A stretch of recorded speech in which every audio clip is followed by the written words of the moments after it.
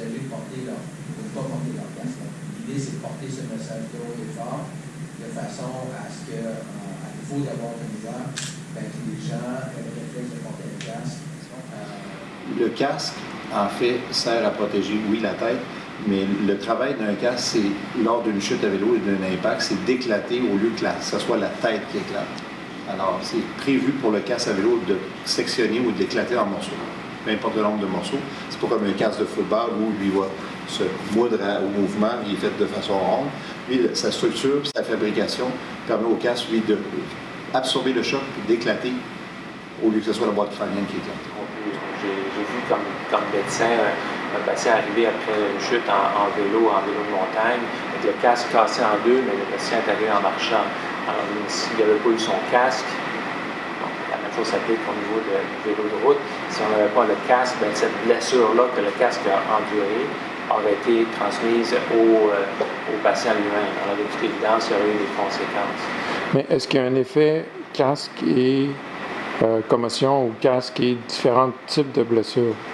Oui, bien, la littérature a démontré que le port du casque pouvait diminuer de 88% le nombre de traumatismes crâniens et de 75% le nombre de décès liés au sport du vélo.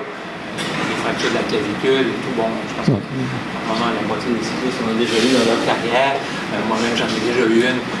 Donc, c'est des blessures dont on se remet quand même assez facilement. Mais une commotion cérébrale, je pense que Claude peut en témoigner, ce sont des blessures qui laissent des séquelles à plus long terme et qui sont plus sournoises à identifier et à traiter aussi. Oui, en fait, le défi Tête la première, à la base, est une activité de financement qu'on a voulu mettre sur pied.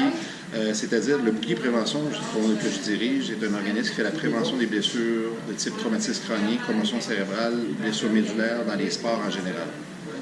C'est bien beau, le carré de vélo, mais ça, c'est un prétexte. Les cyclistes qui roulent, on a de l'éducation à faire, c'est les écoles, les milieux, les parents, comment attacher notre casque, pourquoi porter le casque.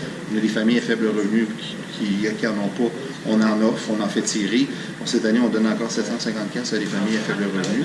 C'est parce qu'on sait qu'on l'a fait l'an dernier, on l'a fait encore, tant qu'on va être capable de le faire. Après des sous aussi pour ça, mais on veut vraiment arriver à ce que nos enfants, puis nos parents qui donnent l'exemple, mais nos enfants portent le casque. Là, vous avez une activité qui est le 10 juin cette année, qui se fait à Québec. On a une boucle de 80 et 140 km. À Québec, à la ville de Québec. Oui. On part de la base du Mont-Bel-Air, qui est la base de plein air, le parc de la découverte. Pendant que les cyclistes roulent, nous, sur le site, il y a des ateliers sur les traumas crâniens, sur le port du casque, et des placements sécuritaires sur un circuit fermé pour les enfants. Il y a un 15 km pour enfants de nuit, il y a un 80 km, puis un 140 km. Tout ça le 10 juin. Merci beaucoup. Alors, sur défitêtelapremière.com, pour s'inscrire, vous avez l'onglet inscription. On vous attend. Merci. Mais tous les cas sont sécuritaires. Alors, ça y va du budget. Il y en a pour les tout petits, très abordables, très accessibles. On en met 30 $. J'en ai vu même en bas de ça, qui sont de très bonne qualité. Mais on y va aussi avec un casque. Des fois, que les gens vont porter un peu plus souvent, un peu plus longtemps. On le veut confortable. Bon. Mais au niveau de l'efficience et des normes de sécurité, ce sont les mêmes. Il y en a pour tous les gammes et tous les usages.